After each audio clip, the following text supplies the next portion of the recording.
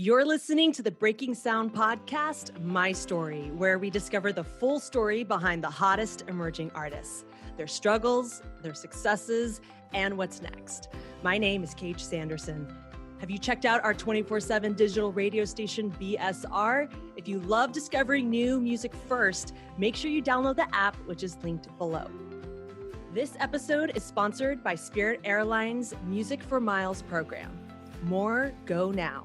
Make sure you go check out the latest routes and low-cost fares at spirit.com today. We are also sponsored by Hype, the only worldwide official street-style fashion brand for clothing, bags, accessories, and more. The Shadowboxers are a US-based band from Atlanta, Georgia, with 200,000 monthly Spotify listeners and over 15 million combined streams. Their biggest song is Honeymoon, and they have played to thousands supporting Justin Timberlake on his Man of the Woods tour. They self-describe their sound as modern-day Bee Gees songwriters whose three-part harmony threads through the soulful pop music that they make. Let's find out their story. The Shadowboxers, welcome to the show. We've got Matt, we've got Scott. All right, you guys are here. So we're going to start this at like the beginning. What was it like growing up? Like, where did music come in for you guys? You want to start? Well, I'm from Nashville, Tennessee, and Matt's from New York. So there was a lot of music in the air for us, just in the towns that we grew up in. Mm-hmm. For me, I don't know. I didn't really gravitate towards country, even though it was in Nashville. In my house, my dad was listening to a lot of Simon and Garfunkel, Paul Simon. My mom was listening to a lot of Earth, Wind & Fire and Stevie Wonder and Michael Jackson. So those, to this day, are the influences that I consider to be my sort of the spectrum of what I draw from. So, yeah, that was what was in the house. And I grew up with two parents who, I grew up with a dad who went to Woodstock, and a mom who loved all of the music from the '60s, and they sort of stopped listening to music after the '80s. So I felt like road trips consisted a lot of Graceland and Talking Heads, and so I have a lot of really good early memories of that kind of music. And then also, my aunt and uncle were very into Sinatra, so I had sort of that base of music. And then when I was a few years older, I started going to summer camp and classic rock. My uncle gave me this whole book of classic rock CDs, and I studied the entire thing, and that was another education. And from there on, that was sort of what informed my tastes and further explorations in music. That's so awesome. You guys have you were able to pull from such great places in music. Would you guys have a particular song or album that you really loved? Yeah, for sure. I mean, I'll just say Thriller, Off the Wall, those first Michael Jackson records. I think the first record that felt the first new record that felt important to me was Red Hot Chili Peppers' Californication. Totally. I'm right there with you. That's actually, I'm a total huge Red Hot Chili Peppers fan. So I think people don't realize how much they draw from, right? It's they've got the jazz, they've got the hip hop, it's rock, it's all of that. Yes. Totally. It's pretty amazing. Okay, so you guys, obviously your parents definitely influenced you with the music that they listened to. When it came to you doing music, did they give you a hard time about it, or were they very supportive and harnessing that talent? Our parents have been so supportive. Yeah. And same goes for Adam, who's our third member, who's not here. Our parents have believed in us when we were, first getting started individually in high school. Then we met in college, and we sort of multiplied times 3 instantly, because we all had such a shared passion, and our parents kind of linked up ideologically between us in the way that they wanted to support us. And we luckily had enough success early that they had parents, a lot of times they don't understand how to quantify what success is. And by the way, you could say that for us too. We don't really know how to quantify what success means, but for them, we had enough like early indicators from like approval from established people, stuff like that gave them that assurance that like, oh, these guys really, it's not just me being a parent. These guys actually are good, and other people are starting to see it too. Yeah, like easing their worries of like, is it going to happen though for you? We know you're good, but right? Yeah, of course. Absolutely. So you guys, you all went to Emory University down in Atlanta. How was like that synergy when you guys first met though? Was it like instant? Did you know like we're a band? It's funny because it's like the thing that happened that caused us to first come together as a trio. Yeah, like it was kind of a synergy. We submitted a song. Scott and I submitted a song for like an artists competition at our school, and we needed a third guy. And I knew Adam, and From an acapella group. From an acapella group, but really B, because I had straight up stalked the guy when I first came to college. I stalked his like iTunes library, because back then you could see other people's iTunes library on a shared network. And so I saw this guy, Adam Hoffman, and he popped up first. And then in his library, Adam Hoffman's solo music from high school popped up first. So I was like, oh, great. I straight up like DM'd him on Facebook, like, hey, you make music, I make music. What is your music? Like, here's my stuff.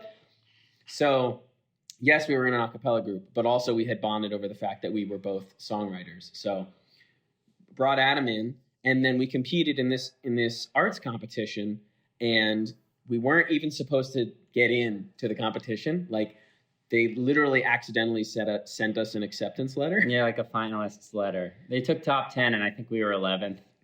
And so we showed up, and it was like out of a movie. They were like, oh, you're not on the list, but I guess you can compete. And we performed this song, and we won the whole thing. And so after that we were all just like, okay, this is it. This is the band. You were in an a cappella group together. And then I just feel like the next thing in this movie for you guys would be, yeah, we also all lived together. Yeah, we did. We did. So Matt and Adam, they lived together. Yeah. I was in a music theory class with Matt for 2 years. Mm-hmm. And so he linked Adam and I for this competition. We won it. And then we were like, oh, wow, we won a little bit of prize money. We went and bought a real amp. I went and bought a real amp. Adam bought started his pedal board with that money. I brought my first keyboard. So we were like, oh, now we have stuff. We need to practice. They moved off campus into a house, and I joined him the next year, and we lived together for 5-6 years after that? Mm-hmm. Yeah. Plus touring. Gosh, that's so fun. Yeah, we are definitely... Yeah, we know the stuff, the nitty gritty. We know what each other looks like, in the morning. Yeah, let's say it like that. That helps with the thing on stage too, right? I mean, every little thing with each other. Okay, we got to touch on this. Like, why the name the Shadowboxers? Well, we started at Emory, like you said, and then there's this amazing place in Atlanta called Eddie's Attic, which is where the Indigo Girls got their start, which is where John Mayer got his start, and a lot of other great singer-songwriters from that area. This is like, if you're anything as a singer-songwriter, you go through Eddie's Attic in Atlanta. And so we really wanted to go there. Obviously, fans of the people that have come through there, we wanted to, get our feet wet in the right way in Atlanta. So we went to Eddie's Attic and did a couple writers' nights, and we were going as Matt, Scott, and Adam.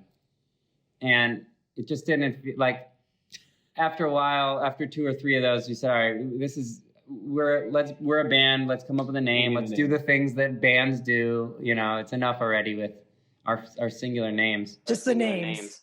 And so we just came up with names. Like, we said, like, what do we care about? What are the things that we're looking for? And we wanted to come up with a name that felt really classic, but also modern, because we feel like that's something that our music does.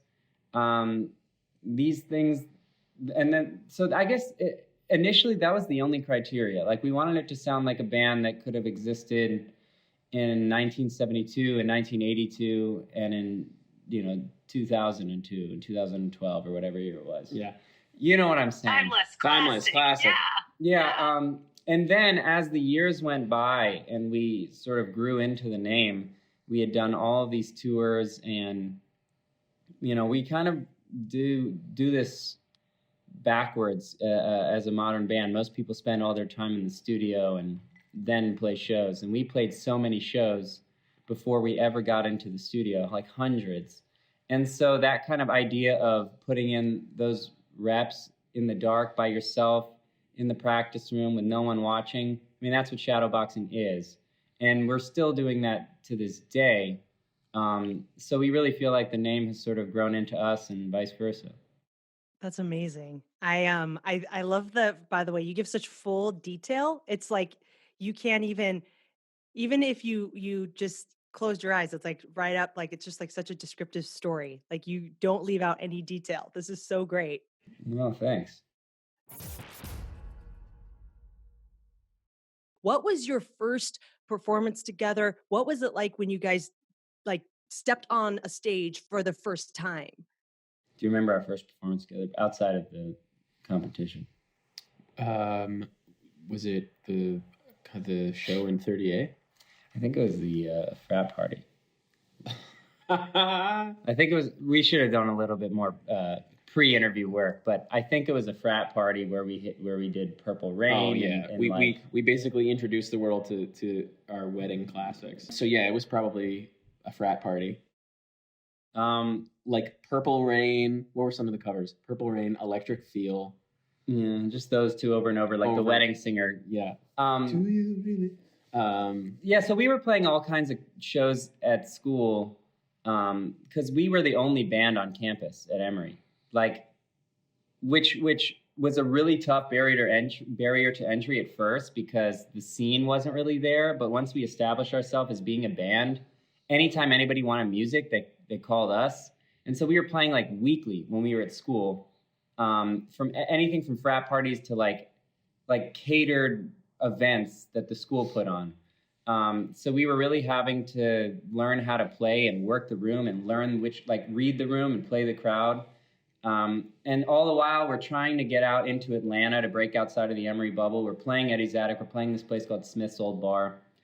And then we met the Indigo Girls. And once we graduated in 2011, weeks later, we're playing arenas and amphitheaters all over the country for their tour as their opening band, and then later as their backing band.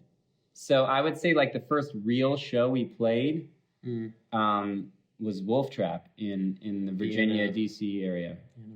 Vienna, Virginia. Yeah, for like probably 6,000 people in this beautiful amphitheater, and we had gone from previously playing frat parties and stuff like that. So that was a huge leap of faith for them that we would be able to do that, and we stepped up and did it and did that tour for 2 years. So. Well, I mean, like to your guys' credit, though, you can say, yeah, we went from frat parties to on tour with the Indigo Girls, but really anyone who's a musician knows that like the hundreds of shows you put in being basically like the Emory house band. But I say that in a cool way because that's awesome, right? Sure. I mean, that really does prepare you, at that point, you can be in front of 6,000 people because you put in that time, you put in that practice, you perfected your thing, right? Yeah, well, that's what we thought. It definitely felt exciting and not daunting. I remember us being like, okay, we're ready for this. We've put in the time. That's true. So obviously, when you guys, you were able to go from college, boom, onto this great tour, but like, what was that transition like going into the real world, so to speak? It was a lot of work. It wasn't like we were getting thrust into this like incredibly like sexy, like low responsive, but like we had to open for this band that was really giving us a shot. And then later, as Scott just mentioned, like we were literally their band and had to play these classic songs for a diehard fan base in a way that the fans, obviously the Indigo Girls themselves, obviously Amy and Emily were going to dig, but also this like legion of really devoted fans. If we messed up, they would know. Yeah. So it was great. Like we couldn't slack off. And then after the gig, we would go out and meet the fans and sign merch. And then we would drive ourselves to the next venue. And then we would pile into 1 or 2 hotel rooms. And then we would get out the next morning and unpack all of the merch and set it up. And sound like we were doing everything. We had the energy and it was awesome. But yeah, it was like Matt was saying, it was not like a very glorified experience as much as it was just this immersive, every angle of the touring world got thrust upon us and we just had to handle it. Mm-hmm. It's like totally grinding it out, just boom. Yeah. I want to talk about real quick, like, obviously you guys kicking ass, getting noticed by a lot of well-known names, and you talked about the Indigo Girls. Can you just talk real quick about like, how did you meet Emily from the band and how did that kind of all get started? It's a funny story.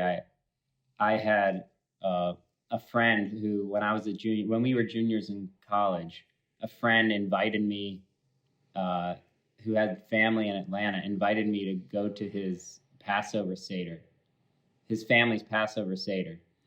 And so I said, sure. I went along and I was sitting there at a table next to Emily Saliers, who I didn't even really know at the time. I mean, I knew of the Indigo Girls, but we started talking about music and drank a bunch of wine. And then I grabbed a guitar and started playing some songs, and she started playing some songs. And then we had a gig 2 weeks later. And I said, if you like the way I sound, you're going to like the way we sound. Come out and check out the show. So she came. And by gig, Scott means we were playing a fundraiser on campus. And we straight up told the girl who had like hired us for this, we were like, hey, so we're renting a sound system and we're going to play as long as we want. Yeah. We just hijacked her fundraiser. Yeah. Yeah. And then you just like also made the sale with the Indigo Girls. You're like, yeah, we're great. So like, boom, shoot the shot. Come on out. It was totally worth it. Yeah. Do you guys have any like really fun stories about being on tour and hanging out with them off, aside from the stuff on stage, obviously? Oh yeah.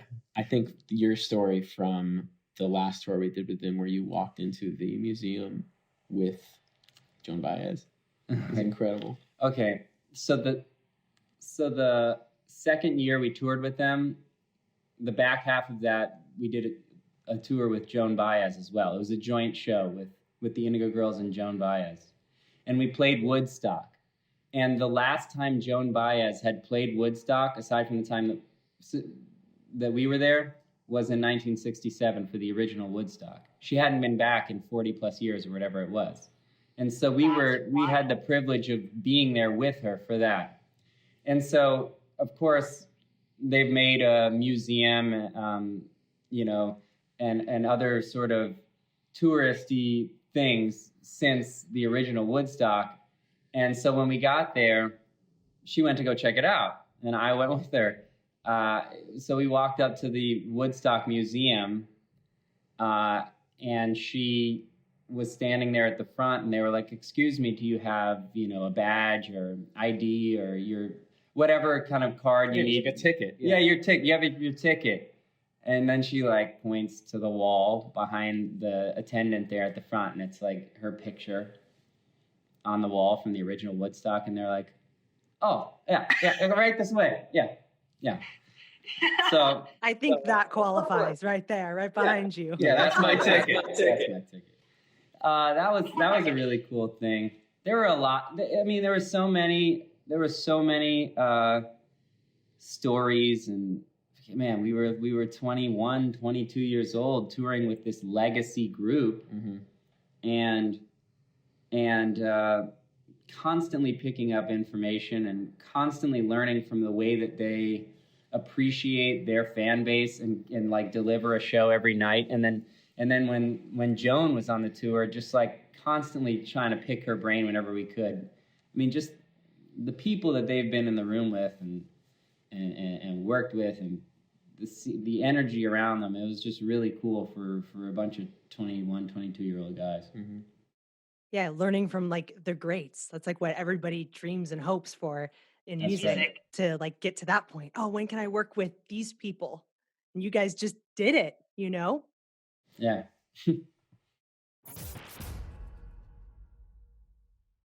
What did you guys think when Adam tweeted to Justin Timberlake?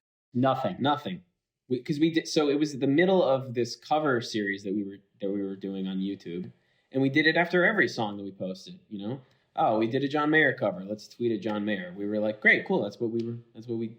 No one ever responded. Yeah, you learn after a while to not get your hopes up when you do something like that. Yeah. It's just this industry is full of hurry up and wait and maybes and things like that. So we've been conditioned enough at that point that we're like, all right, great, tweet at him. Good luck. I mean, it'd be awesome, but it's like tossing it in the wind. Okay. Yeah, toss it in the wind. Yeah, I don't think we were verified, so I don't think there was any like extra access. Any blue check mark available. Yeah, it was not gonna happen. You're just like, hey, JT, we did a cover of "Push Your Lover Girl." Like, do you like this? Bingo. That's literally what it was. Yeah, it might have been that. Yeah. That simple, and then like there you go. Did he like when he did respond? What was that like? Like, were you guys just like, no way, this is not real? Yeah, I mean, I don't know what Christmas morning feels like, but we were all sleeping over at like Scott's parents' house after a gig in Nashville, and there was a lot of jumping on beds because we got the tweet the retweet at like midnight, and we were like all getting ready to like go to bed and drive back to Atlanta the next day, and like somebody just ran into the room and was like, "Look at your phone." Yeah, it was you or Adam. Yeah, and we were just freaking out for the next hour. Like, wait, first let's make sure this is real. Yeah. Oh my gosh, it's real. Yeah. And then we woke up the next morning and he had DM'd us and was like, hey guys, I've never done this before. Can I have a number to reach out to? I remember going for... Yeah, I know. I remember going for a run with my mom the next morning before we left town. And I was like, Mom, things are going to get different. Okay, I'm just preparing you. There's going to be comments and people... Like, let's just be mindful of that, you know, like our lives are about to change, you know. That's so funny. Brace yourself, buckle in for the next chapter. I was like, Mom, brace yourself. Things are going to get wild. Oh my God. I'm still going to be the same person. Yeah, I want you to know that. Look at me. Still your son. Look at me. It's me. It's still me. I went and woke him up. It wasn't like 12. It was later. It was like 2 or something like that. Great, even cooler. Yeah, because I mean we got hit of a rep here. Let's say it was 3. It was 3 in the morning. There you go. But I went and woke up my parents because this was like huge, and I thought we probably did anyway with the noise we were making. And I remember my mom was like, "That's amazing," and my dad was like, "Great job, Scotty." Like typical dad response. Okay, great. Let me go didn't back. register. Thanks, Dad. Yeah. So when you get to like work with Justin, like you're writing music with Justin Timberlake, you're let alone go on tour. Mm-hmm. I mean, if that already felt like whatever Christmas morning was supposed to feel like, right? Him just hitting you up on Twitter. What was that like? Which do you want to hear, the recording or the touring? Which do you want first? I mean, whatever. All of it. We want it all. So whichever you want to start with. So we recorded with him first.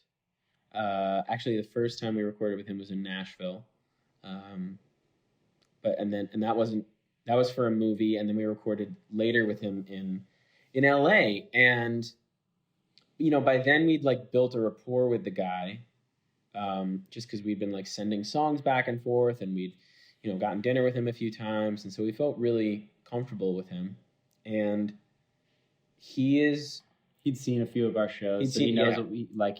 Yeah, he knew what we were trying to do, and he is as frustratingly talented as a producer as he is, you know, a movie star and musician and writer and singer. He does a really good job of sort of taking. He has a really specific skill, which is a tough skill to have. He does a really good job of taking a song that's like 95% done and taking it that last 5%. He knows exactly what needs to be done to just like get to the finish line. And so, you know, he was there for earlier parts of some of the writing and recording processes, but I remember that being like his superpower in the studio. Yeah, it's true. I mean, as guys who, you know, we're writers first. We consider ourselves songwriters first. We come up with great chords, great melodies, or at least we think we do, and we stack the harmonies and we put the song together and we feel like that's what it is. And then we get in the studio, we record the parts. Like I said, we started live. So we put down the drums, we put down the bass, we put down the keys, guitars, vocals. Then there's this whole other thing that you need to create the atmosphere. You need to color those things properly with the right textures and all of that. And so we'd be like working on a song all day, and he would come into the room and we'd be like, we think it's almost done. He'd be like, cool, can we get a microphone in front of this refrigerator? I'm going to slam this fridge a bunch of times, and that's going to be this awesome. And we'd be like, what? Yeah. Just creative genius. Yeah. I mean, he's taken in all of this knowledge from the Pharrells and the Timbalands and God knows what other producers he's vocal Max tips. Martin. Like, he just knows. Yeah, he's like, hey, Scott, can you track this vocal this way? This is what Michael told me. I was like, Michael Jackson? Yeah, this is something Michael told me. Yeah, right. Michael Bolton? Either one. I'm good with it. Either. Phenomenal. Both. Yes. Yeah. Wow. Yeah, mind-blowingly, like, impressive. So stuff like that. And he's just, he's very aware of things that we don't think about or didn't think about. He's like, you know, what will work. His scope of where a song can go and where it, like, in terms of globally or in the club versus, you know, there's just the size and scale of a song in his eyes is so much bigger than what we had thought of. Mm-hmm. And so, like, it was really cool to see our songs and hear our voice, like, magnified to reach the top of the bleachers at an arena, which is what we intended for it to do. And then, I guess, to segue into how the touring was, like, that's what it was. It was... we had never heard our songs that big before. You know, we're sound checking in arenas, and it's like you play a note, and it just slaps off the back of the arena and comes back and hits you 2 seconds later. That's like, it's just an adjustment process. Mm-hmm. Plus, the stage he had, he's of course got to have an unconventional stage setup. Of course, JT. Yeah. So it was this kind of like lava lamp looking, like intestine, like anatomical shaped stage. Weird. So the main stage, and then it snaked out into the center stage, and then it snaked even further into this like kind of amorphous blob thing. And that's where we performed. So we were all sort of facing back to back to back in this roughly circular shape with our drummer in the middle. And of course we'd never played like that before. And of course we couldn't get to the stage to practice on it. So we rented out this rehearsal space and like taped out the dimensions of the stage and tried to practice as much as we could. And then our first time on the real stage was sound check of the first show in DC in front of 16,000 people. That's not, you're like, okay, guys, we just keep moving up. Now we're on this weird stage. It just keeps getting weirder. Yeah. All the obstacles. That's what it sounds like. Like, you guys have but I mean, to your guys' credit, you really like morph and adapt to like each challenge. And you guys have been like well prepared for each thing that's thrown at you. I think that's the part of the job that makes it keeps things exciting. It's like, we love having a challenge to sort of work around and try to puzzle solve with. It just helps keep things fresh and new always. So we always invite challenges like that. And remember too, like, we started with the Indigo Girls and then we toured with Justin Timberlake. And there's a lot of people who think that's too far ground to cover. Us included, initially. But, you know, we feel that we can see ourselves in each band, in each group, and in each version of like, there are versions of ourselves that feel more suited to the Indigo Girls, and there are versions of ourselves that feel more suited to JT, and all the while we're openers, which means they're not there for us. That we have to win them over. So we have to get them fast. And we have 30 minutes or 45 minutes to win them over. And so like as a band, I think you have to swallow your pride a lot as an opener. And that's one of the things that we've learned, like we had to learn. Mm-hmm. It's this really fun challenge, almost like busking at a subway stop. Like, they're not here for me. How do I get them? It's this fun, you psychologically have to treat it as a game as opposed to like, why aren't they singing along? It's easy to sort of fall into that. So when we started to play our own shows and accumulated fans from these experiences and started to do our own headlining shows where we'd play smaller clubs for, anywhere from 10 people to 1,000 plus, depending on the city, if we'd ever been there. And people started singing along to our songs. It was like, this is easy. Yeah. You mean this is how it's supposed to be? This is what this is like? What is a breeze? Yeah. They're doing the chorus, guys. Hang on. Yeah, right. I mean, I would like to also touch note on, when people talk about kind of like you said, okay, I'm an opener and you're having to win them over. But also, I think there's something to be said for like, you're not just like, okay, yes, you're an opener and for your own self, you're winning them over. But like, that isn't just something to go, oh, yeah, we're an opening band. Like, your job also really, and I think sometimes people maybe forget this, you're getting people amped for, I guess, the main act, but it's nothing to just go, oh, yeah, like we're just the opener. Like, it's a pivotal, it's a very important part to the gig. That's why you're brought on to be an opener. Yeah, which was really fun because, like Scott was saying, I mean, it felt like a game. It was like, all right, cool. How do we do a good job of both like promoting our songs? Like we had just dropped an EP. How do we do a good job of both promoting our songs, but really leave these people jacked up for the concert they're about to see? A bad appetizer can ruin a meal. Yeah. Amen. Yeah. Could not agree more. Like, no, check. I'm good. I just just gotta ask this too. When you guys were signed to Villa 40 in 2017, like obviously it changed your career because you learned so much from Justin, and you talked about on tour and in the studio. That sounds like such an amazing like experience. But like, what other ways did that affect the Shadowboxers? Well, it certainly relocated us. I mean, we moved to, I guess we had moved to Nashville before that, but it felt like it really sort of positioned us there for the time being.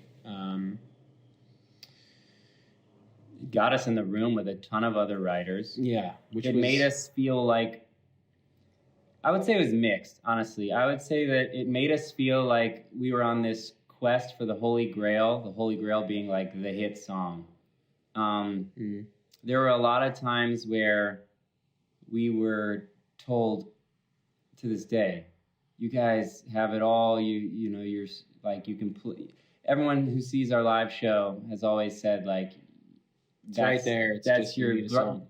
Well, your bread and butter is playing live. You need that one hit song that'll, that one smash. And we're writers, so it's not like, we're a band that just says, well, all right, well, somebody write us a song then. Yeah. So we have to go do that.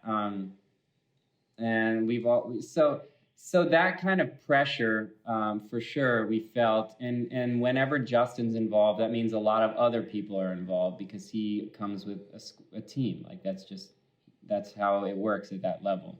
So that means we have a lot of voices in our ears telling us we should do more of this, telling, we should do more of that, telling, you should sing more lead, you should sing more.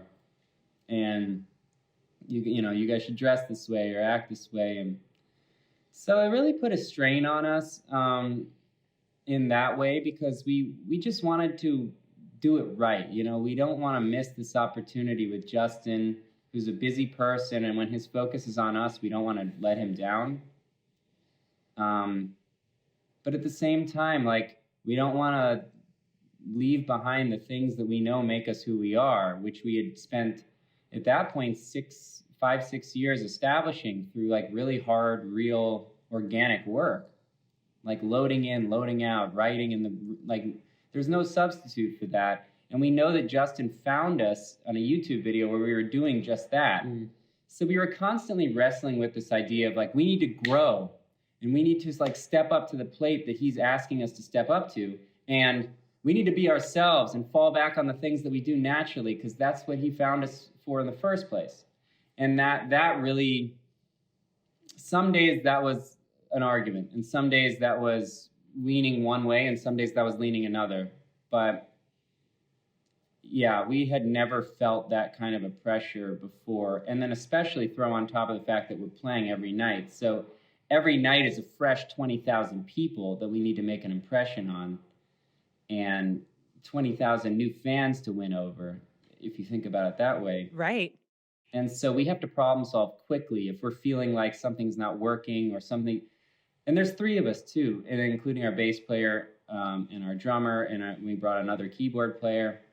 So there are a lot of, and our managers on the road, and we had a video guy. There's just a lot of people and opinions, and it's a lot of noise, and we needed to solve problems quickly and put a show on the stage that really felt good. So yeah, I hope that answers your question. It was a lot. For sure. I think it's really cool that, you know, I think where a lot of people would consider it maybe like new struggles, you guys consider everything a challenge. And I think that like difference in wording, it is a big difference. Because instead of just being like, oh my gosh, like this is like a heavy thing and it turning almost into a negative, you guys though have a really good way, I think, through your career of turning it into positives and like pushing yourselves as a band. Our old manager, Carolyn, used to have a saying that was like, whenever we had something like that could be seen as a negative, she would word it as like, when she was like, you guys have the pleasure of opportunity. You have the opportunity of only having 10 minutes for sound check. That became a joke. Like stuff like that. You have the opportunity to be stressed out today. Yes. Yeah, we have the opportunity to have a 4 a.m. radio interview after a 2 a.m. we pull into the new city. So we have you know, like that kind of. It was a running joke on the road. But it really did. We have the opportunity to load in our own stuff because no one's here yet, and we have the opportunity to pack it up because everyone's leaving. So yeah. Wow. It was like our mantra. It's funny that you bring that up. Yeah, it really, you know what? It's the glass half full is the glass half empty. Your choice, right? But at some point when you joke about the glass being half full, when you really know it's empty. When you really know it's empty. It's like, oh, right now it's just a cruel joke, actually. Yeah. How did the success change you guys, you think, like, or if it did even change you, like, individually and as a band? I think Scott just did a really good job of basically summarizing what the challenges were. And I think that the tour sort of pushed us to the edge of knowing like who we are as a trio and as individuals, and also like where the boundary lies of like, cool, here's where we are still us searching for that song, and here's where we're not us anymore. And so like that was sort of the boundary, and we sort of hit that boundary. I'm pretty grateful that like I don't feel like we ever crossed a boundary, and like we never like looked at ourselves and like we're like, who the heck are we? What have we become? But like we danced with the devil. We got really close. And so the best thing that came out of it was that it allowed us to sort of reflect on that and say, okay, what's the record we want to make? What is the type of music that the 3 of us want to make? How do we make this about us now?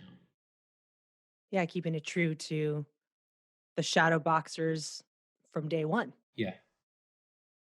You guys did a really cool homage to video to the Bee Gees. Love that.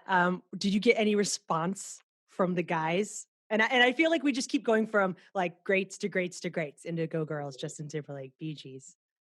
I don't think we did. Yeah, I don't think we did, but we're still aiming for Barry. That'd be great.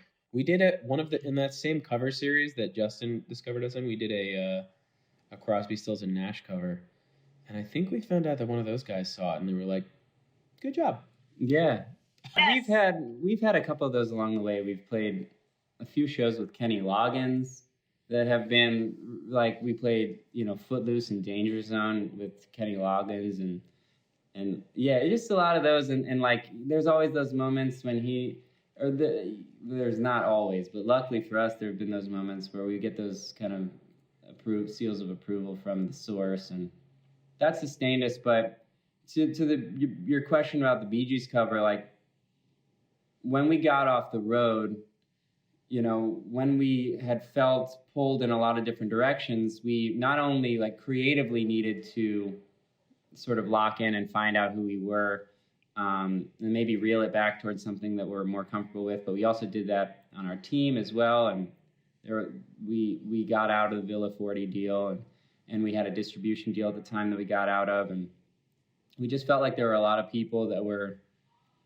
were wanting to help, and they just didn't know what to do. It kind of felt like a bunch of people standing around a car going, "Who's driving?"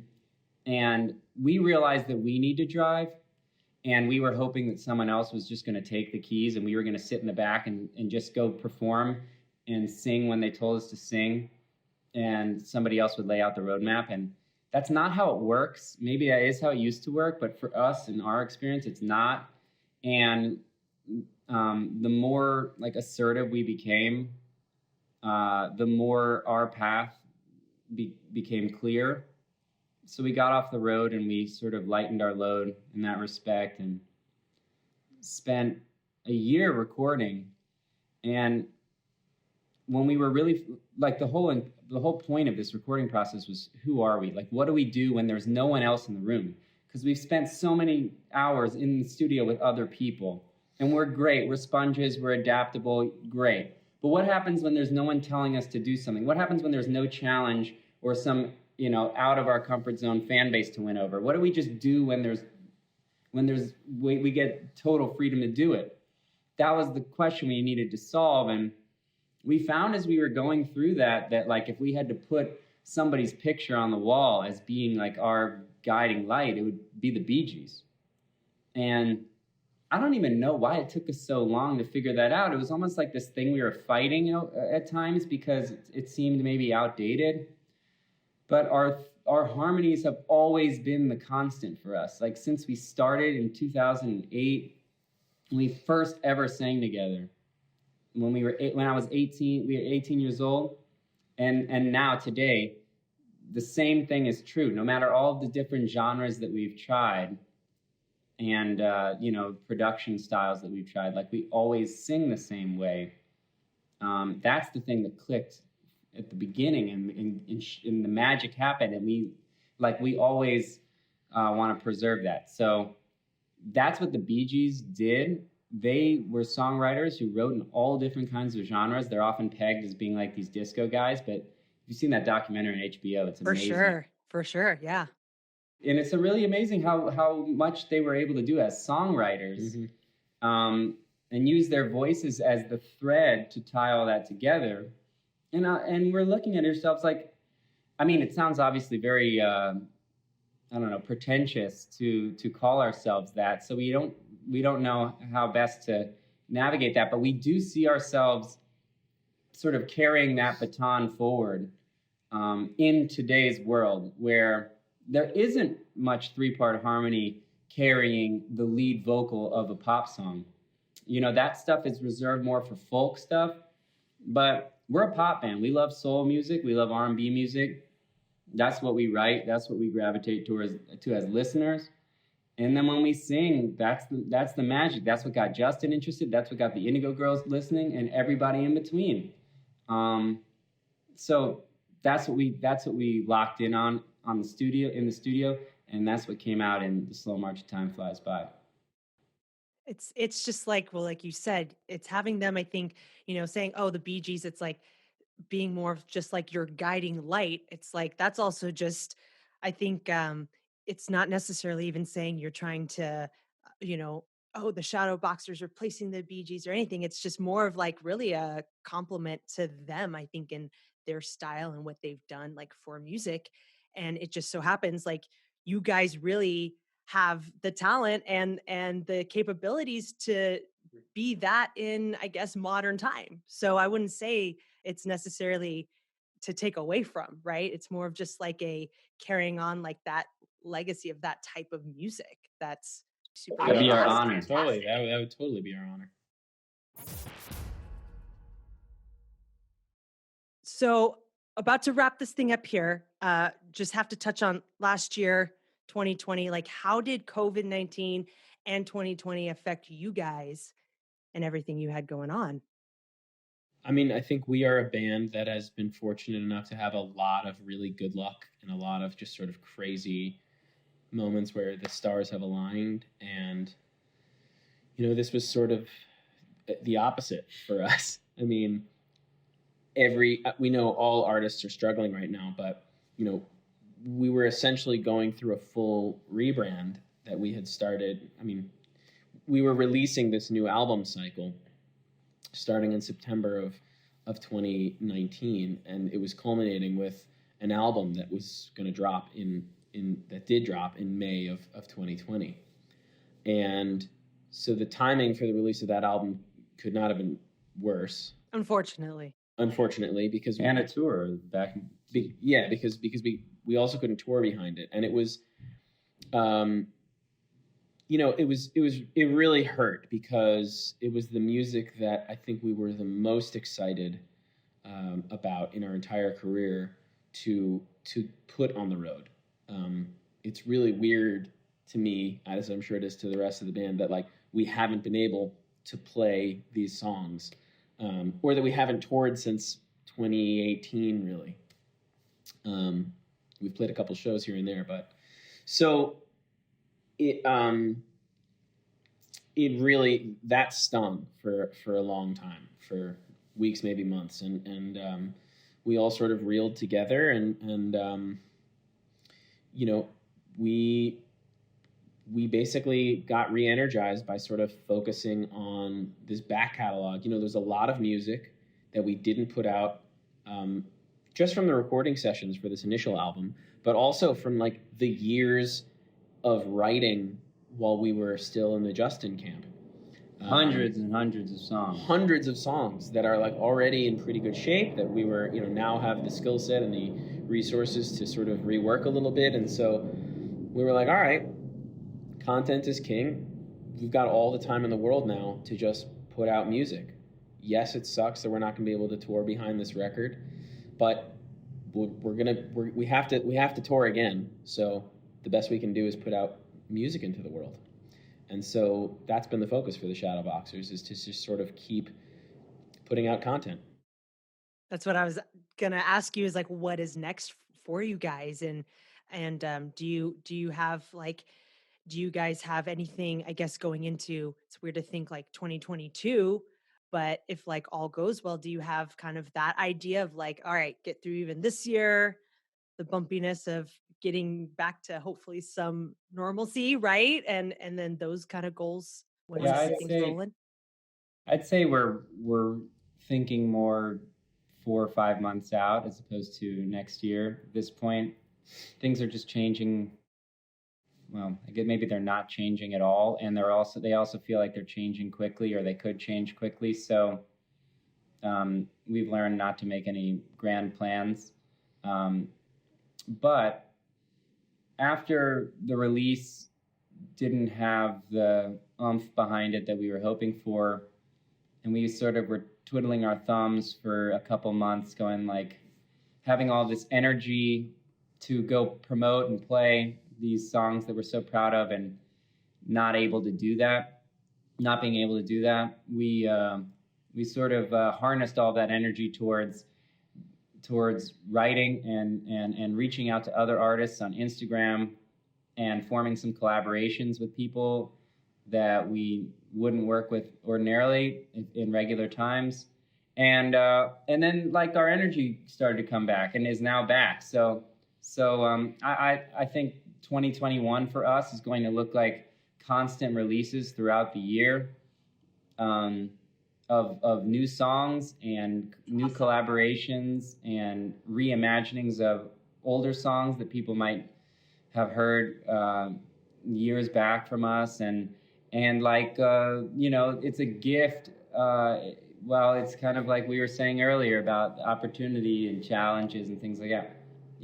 If you see the time as an opportunity, as a lot of artists are, then we're trying to use it to do things that we haven't been able to do before. When you're on the road, you can't be in the studio, and vice versa. And they're two different muscle groups, and that's like the best way I can describe it. Like you have to train for one, and then you have to train for another. And so we're in really good studio shape right now. And so we're just going to get as much out of it as we can. And then getting back into tour life, are you guys any fraternity parties on the list there? any fundraisers, to warm back up, right? That sounds like the best tune-up gig ever. Oh my God. We'll take it, I man. would love to play a frat party. That sounds like a great time. We played an Instagram Live the other night, and we had 3 people in the room, and aside from obviously our screens. And we were like, all right, we're back. 3 people in the actual room, not 3 people watching. Oh, yeah, 3 humans. 3 humans additional to us. So 5 total for those keeping score. Yeah. And we were like, all right, other people. So, yeah, we miss it. Circle back. Boom. Well, you guys, this was like a phenomenal conversation. Thank you so much for jumping on here and doing this with us. Matt, Scott from the Shadowboxers. This has been such a great show. Thank you so much for having us. It's been great to get to know you guys. And we are all, I know, really looking forward to what we'll see next from you. Same. This episode of Breaking Sound, My Story was made by editing help from our in-house editing team. Did you know this episode was filmed also? Watch it on our official BS TV channel. Our Breaking Sound, My Story podcast is just a small part of how we support emerging artists. Discover more at www.breakingsound.com. To support our podcast, you can get a Breaking Sound My Story t-shirt by visiting breakingsound.com/merch. You can also follow the show on Instagram and Facebook at Breaking Sound Podcast. My name is Cage Sanderson. Thanks for listening.